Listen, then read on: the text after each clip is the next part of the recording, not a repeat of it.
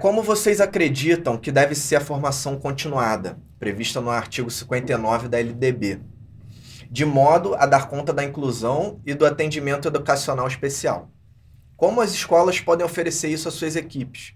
Que tipo de conteúdo elas devem buscar? Vamos lá, doutora Eu? advogada. Isso aqui Sim. tá mais pra você, né? Vamos lá, eu começo, né? A gente tem que pensar duas coisas, que a formação continuada, ela é de fato uma obrigatoriedade Posto. dos serviços escolares, sejam eles privados ou Sim. públicos, ofertar para o professor.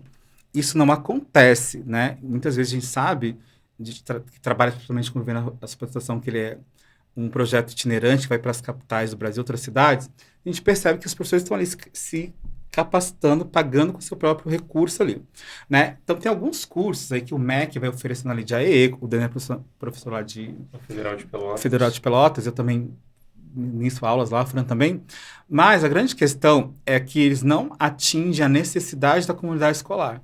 Então, as pessoas não sabem, eu vou fazer um curso lá aleatório sobre construção de objetos criativos por meio de papelão, né, objeto reciclado. Tá, bacana isso, mas atende essa demanda da escola ali, esse processo todo, atende esse professor. A formação continuada, ela é feita de maneira muito restrita, muito circunstanciada e tem uma repetição de temas enormes o tempo todo. Então, é só você observar e vocês pais, assim, peçam para as escolas qual que vai ser a formação ali no retorno das aulas. O que a gente vai fazer nessa semana pedagógica? Vai ter lá os mesmos temas de sempre.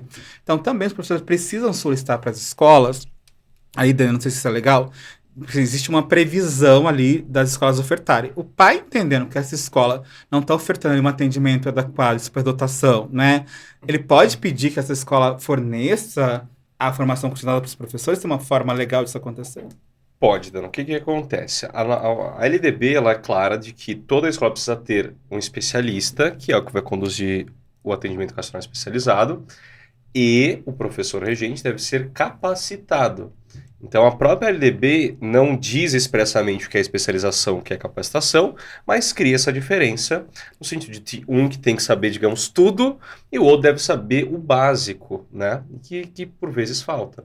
Então, essa capacitação é um direito previsto e que, claro, né, os pais, as famílias, os órgãos fiscalizadores devem exigir das instituições que capacitem os seus professores, porque é fácil apontar o dedo do professor, mas ele precisa ter o apoio também, seja do Estado, seja das instituições privadas, para que ele possa, por vezes, identificar uma situação, contribuir com o professor da educação especial, e aí esse PEI vai ser efetivo, o enriquecimento tende a ser mais efetivo, porque eu estou abrindo as possibilidades. Especialmente quando a gente fala em superdotação, né? Porque sempre que acontece alguma ação disruptiva desse estudante, eu acho que nunca dentro das possibilidades, ou quase nunca a gente vê, pelo menos, vai falar, olha, pode ser um superdotado, né? Aí ele terminou uma atividade rápida e tá atacando bolinha.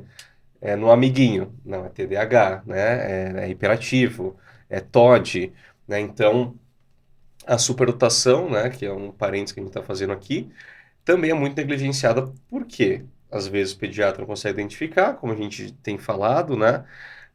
O professor, que às vezes é o único contato que o estudante vai ter, ou é o pediatra ou o professor no primeiro momento.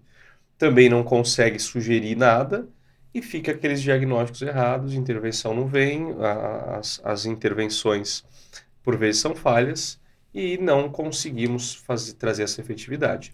Então veja, a importância que tem a capacitação desses profissionais, previsto em lei, né? Como eu sempre digo, o problema do Brasil não é falta de lei, né? Não é falta de lei, definitivamente. O nosso problema é justamente tornar tudo isso efetivo e que as pessoas se apropriem desse conhecimento, né?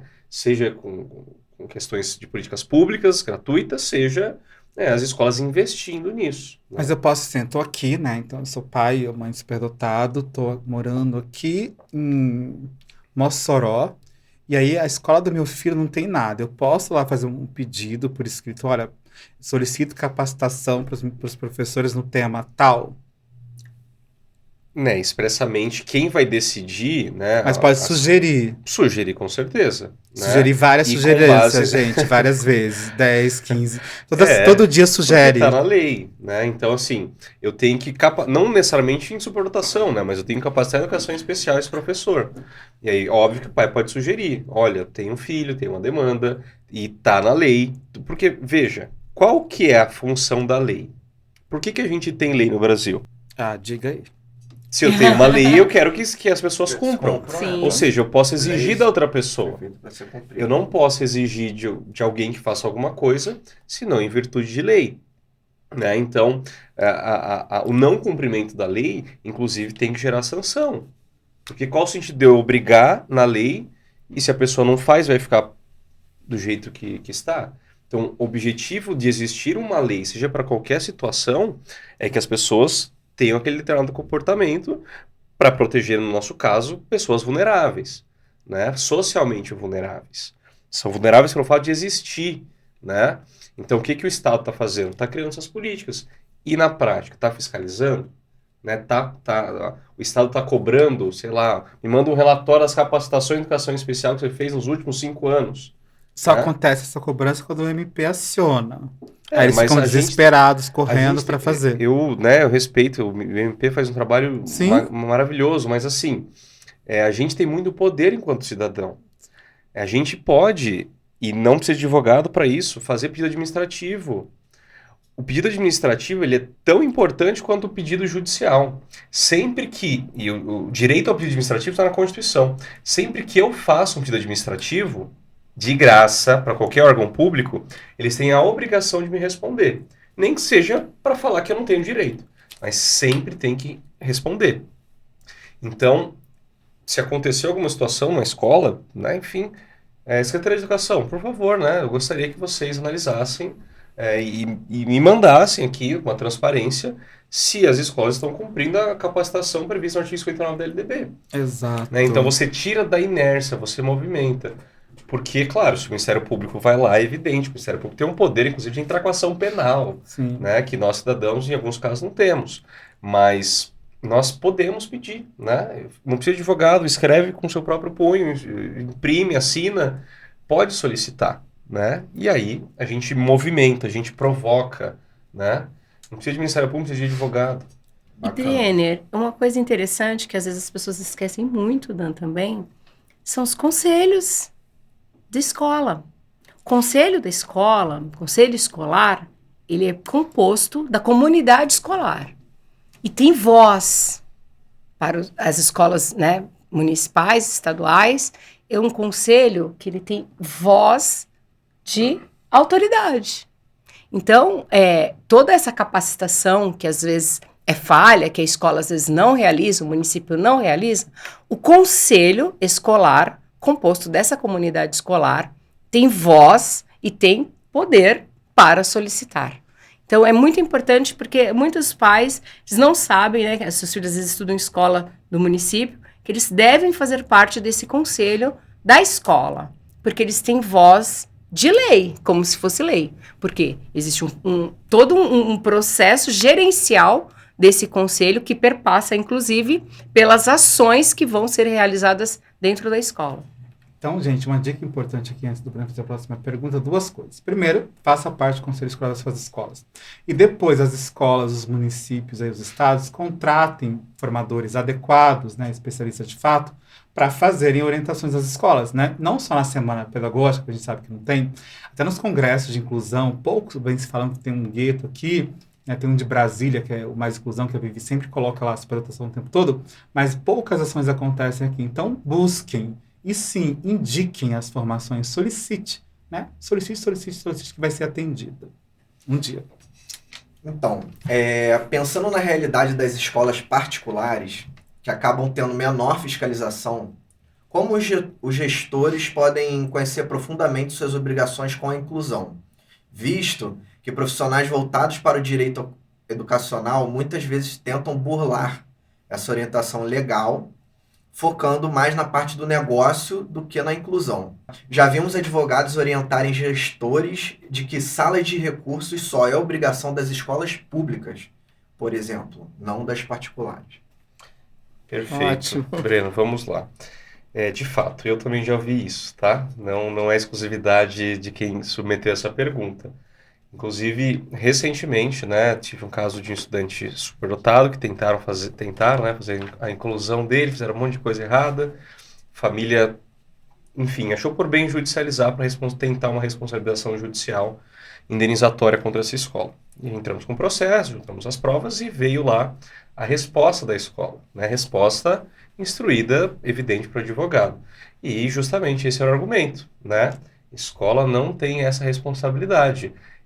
Estava lá escrito, né? Evidente, não posso falar mais nada porque o processo é de justiça, mas estava escrito que a escola era particular e não tinha essa responsabilidade. Responsabilidade de fazer adaptação é só da pública. E que o Estado deveria disponibilizar um espaço para que essa criança fosse lá para fazer a parte de inclusão, de sala de recurso. Veja, isso é absurdo. E assim, quem que diz, né, o que eu sempre costumo dizer nas minhas falas, quando existe um conflito social, qualquer que seja, né, eu quero deixar esse copo aqui, a Francisca deixar ali. Quem vai dizer onde vai ter que deixar o copo é o Estado, o Poder Judiciário. Né? Porque alguém precisa pacificar as relações sociais. E a forma que a gente entendeu constitucionalmente fazer isso é com o judiciário. Então, se o empregador tem um problema com o empregado, quem vai dizer quem está certo? O judiciário. Se eu tenho um problema ambiental, o judiciário. Então, não é diferente com a educação. E todo o processo que eu tenho atuado, né, nos últimos anos, nunca eu vi nenhum juiz dizer que não é dever da escola privada garantir os apoios para os estudantes de educação especial. Eu nunca vi isso. Se alguém já viu, me mostre que a decisão transitou em julgado, né? Porque às vezes o juiz de primeiro grau toma decisões que a gente pode recorrer para o Tribunal do Estado e, em último caso, para Brasília. Eu nunca, na minha vida profissional, vi uma decisão judicial. Pode até ter tido alguma perdida lá, mas eu não sei se transitou em julgado isso. Se o Tribunal do Estado chancelou aquilo que foi decidido por um juiz de primeiro grau. Em termos jurídicos já, né? Mas eu acho que é necessário, porque tecnicamente eu não vejo nada que justifique essas afirmações e não tenho visto posições do judiciário decidindo assim. Então não é obrigação só das escolas públicas. Definitivamente. Todo mundo tem que ser a favor da inclusão. Algumas categorias de empresas, né, que nós temos no Brasil, elas estão sujeitas a uma fiscalização do Estado, porque por vezes prestam um serviço público. Né? Então, quando a gente fala de saúde, né, eu vou abrir um hospital aqui, eu vou abrir do jeito que eu quiser, né, vou contratar quem eu quiser para ser médico, para ser psicólogo, sem ter formação, né, para aplicar determinados produtos químicos, né, a gente precisa de fiscalização especial, né, do governo, do Estado, e não é diferente com a educação. Se eu quero abrir uma escola, você tem liberdade para isso, né? Porém, você vai estar sujeita, e você como empresário, que não deixa de ser, precisa entender os custos que você vai ter com as suas operações, e que esse é que você não pode cobrar R$1 a mais dessa família para garantir esses direitos. Como lidar com o receio que muitas escolas e profissionais têm de fazer as adaptações para alguns alunos, pode abrir brechas para que outros que não são da AEE também queiram fazer o mesmo. Exemplo, permitir que uma criança de altas habilidades e superdotação leia ou desenhe após terminar a atividade antes dos demais, ou que ela tenha atividades diferenciadas. Percebo uma preocupação de que as crianças típicas queiram fazer igual e os profissionais percam o controle sobre a turma. Isso é muito comum, né? Os professores falam assim, eu não posso flexibilizar nem adaptar para este aluno, o que eu vou fazer com os demais? Se por acaso um aluno, né, com altas habilidades, né, potencialidades, com especificidades, ele por acaso ele tem uma dificuldade no desenvolvimento motor. O motor não consegue acompanhar ali a velocidade do pensamento. E ele tem lá não registra, não faz registro. Essa é uma coisa muito comum, né, Dan? A gente ouve a todo momento. o aluno ele não consegue registrar, não registra nada, Fran. Então, se eu permito que ele não registre, como que eu vou determinar para o restante da turma que faça ali os registros devidos?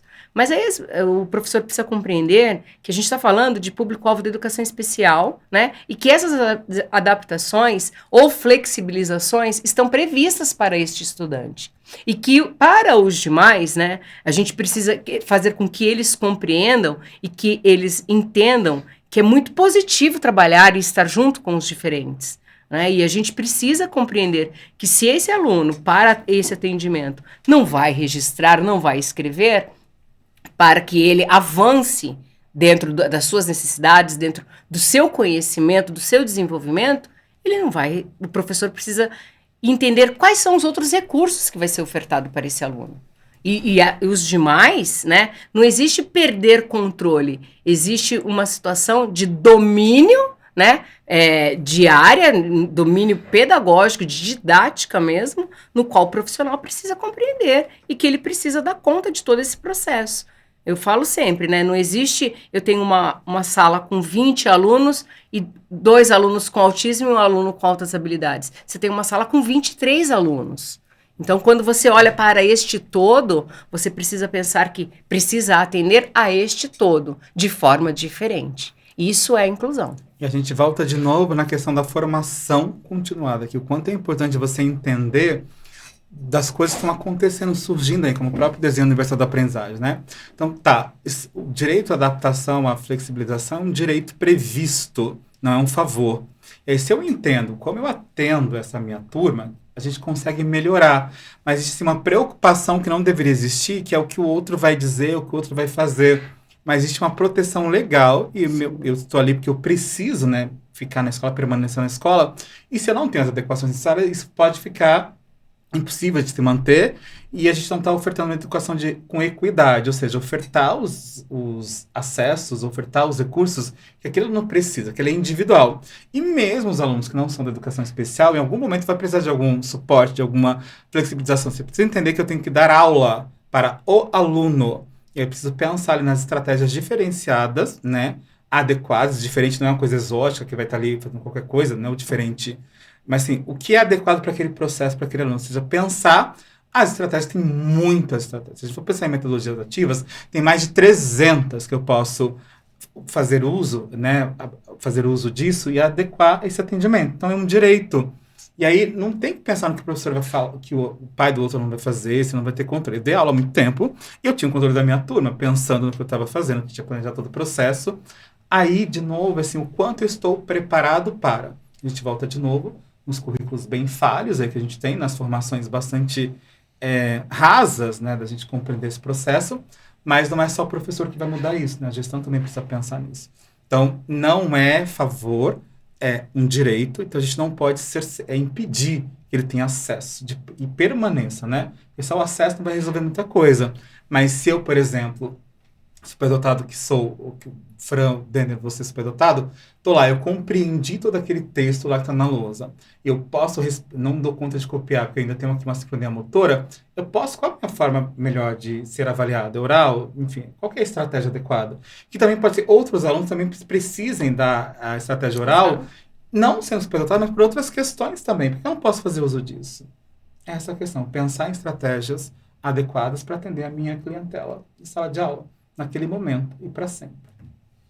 E como explicar para os demais alunos o porquê de uma criança precisar de um determinado suporte, como uma exceção na sala de aula? Não existe exceção, né? Eu acho que aí eu acho que as barreiras muitas vezes são criadas mais pelos adultos, pelos próprios profissionais, do que às vezes pelas crianças. Porque dependendo da faixa etária do que você está lidando, as crianças conseguem compreender muito melhor do que os adultos essas diferenças. Isso, né? E assim, eu percebo, né? A gente visita muita escola, a gente está dentro de escolas. A gente percebe que as barreiras são criadas muitas vezes pelos profissionais, pelos adultos, que acabam incutindo das crianças, né? Essas barreiras. Então é assim, olha, eu não vou dar conta. Fulano, você tem que ficar quietinho aqui, porque agora eu preciso dar aula. Tá, mas Qual é a necessidade dessa criança? Foi atendida? De que forma foi atendida? Porque às vezes as outras crianças elas não estão nem um pouco preocupadas com aquilo. E a preocupação vem muito mais do profissional, às vezes da gestão, que fica colocando exatamente assim, muitas barreiras para esse atendimento. Eu não vejo as crianças como dificultadores desses processos. E, na verdade, a gente precisa naturalizar essas questões. Então, quando você coloca isso como uma exceção, você está colocando um holofote onde Sim. não precisa. Então, se eu naturalizo a necessidade individual de cada um, acabou. Até porque a necessidade do Joãozinho, que está hoje com dificuldade de aprendizagem porque está dormindo mal, também pode culminar num prejuízo acadêmico aqui, precisa ser revisto, precisa ser alinhado. Então, se eu naturalizo que as pessoas aprendem diferente, né, elas respondem diferente, fica mais fácil. Mas aí eu começo, já vem o laudo, vem o CID, vem o quê? Aí começa, a gente fica pirado. Então, assim, a dica do professor é assim, não pire, observe seu aluno indiferente da condição e pense quais são as estratégias. Porque a gente não aprende da aula, Breno, para superdotado, para TDAH, isso não existe. Sim. Você aprende a ser professor.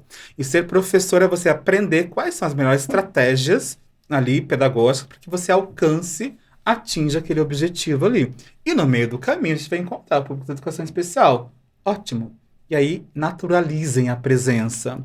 Não transformem como algo místico, né? Uma coisa endeusada, muito difícil, porque não é. Se for pensar, as pessoas, né, típicas também têm questões ali momentâneas, óbvio, que a gente precisa também ajustar. Então, tá, eu só vou fazer essa adaptação porque ele tem um CID, Não, eu vou fazer porque eu sou professor. Eu tenho uma meta aqui, um objetivo, que é atender aquele aluno e ensinar de fato o que eu consigo fazer. Seria interessante que as crianças conhecessem melhor algumas necessidades específicas uma das outras, já que elas tendem a ser cooperativas e empáticas a partir dessa compreensão sobre o funcionamento do outro. Exato, isso complementa a nossa pergunta aqui. Exatamente. Cooperação é fundamental. Nesse contexto, você tem alguma questão de como a escola pode abordar as neurodivergências, visto que muitas não gostam de falar abertamente, nem para as turmas, sobre as condições ou diagnósticos, com receio de rotular os alunos, né? Duas coisas importantes, eu vou começar para a gente terminar essas perguntas, gente. A última pergunta do episódio, né? É aqui uma coisa importante que, de novo, se eu tenho uma condição, se eu tenho um diagnóstico, se eu tenho qualquer outra coisa, a decisão de revelar ou não é dos pais ou daquela pessoa, tá? Então, assim, o fato de eu pedir para a escola do Denner lá, que ele tem, para atender meu filho, não significa que eu preciso divulgar a condição, não precisa. Então, assim, é um sigilo ali, né? Mas óbvio que a gente sabe que as pessoas vão colocando os laudos nos prontuários, vão espalhando tudo, às vezes acaba não acontecendo. Assim, naturalizar a existência dessas pessoas é o caminho aqui mais adequado para ser feito. E outra coisa é que, assim, eu não preciso ter vergonha, porque isso não é um rótulo, né? Você não está colocando um código de barras ali. Mas, geralmente, quando você vai pedir algumas coisas para as escolas, você acaba sendo, o pai fica muito mais taxado ali, tem uma relação muito difícil com a escola, né? Você começa a exigir, como que eu exijo alguma coisa se essa pessoa não consegue estar entendendo o que eu estou pedindo? Ou você está lendo aqui, que já tipo assim, tá falando aqui que seu lado não vale. Não falou isso, gente. Tô falando que você precisa fazer outra coisa. Precisa isso daqui. Então, tem que entender esse processo.